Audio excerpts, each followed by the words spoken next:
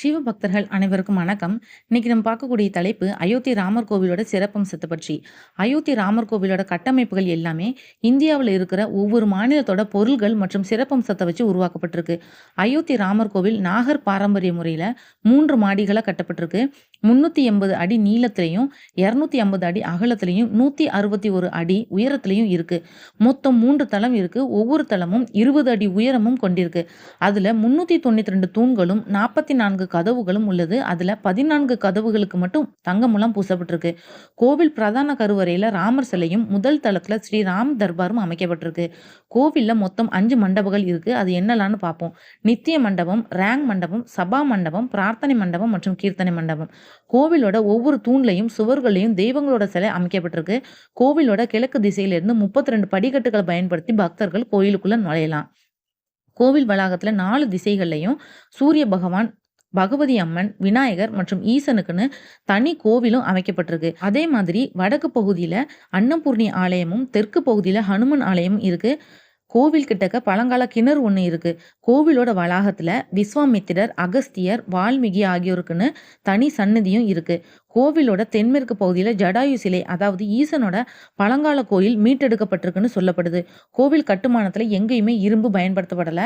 கோவிலோட அடித்தளம் 14 மீட்டர் தடிமனான ரோலர் காம்பாக்ட் செய்யப்பட்ட காங்கிரீட் அடுக்கோட கட்டப்பட்டிருக்கு. இது செயற்கையான பாறையோட தோற்றத்தை நமக்கு கொடுக்குது.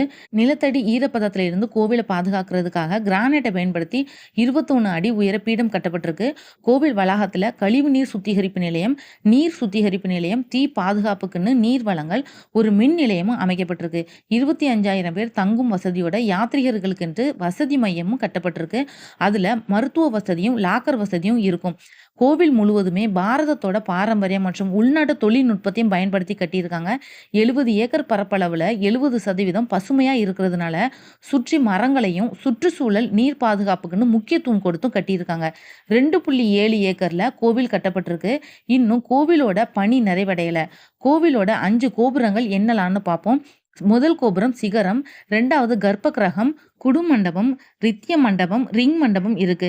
ராமர் கோவில்ல பெரிய மணி ஒன்று அமைச்சிருக்காங்க. 2100 கிலோ எடை கொண்டது. அது அஷ்டதாதுன்னு சொல்லப்படுற தங்கம், வெள்ளி, காப்பர் தாதுக்களால் உருவாக்கப்பட்டிருக்கு.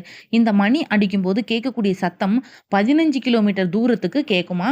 இரும்பு பயன்படுத்தி கோவில் கட்டப்படாததுக்கு காரணம் என்னன்னா, கோவிலோட ஆயுள் காலம் குறைஞ்சது 1500 வருஷமாவது இருக்கணும்ன்றது தான். இரும்பு பயன்படுத்தினா 200 ஆயுள் காலம் தான் இருக்கும். அதனாலதான் இரும்பு பயன்படுத்தப்படல.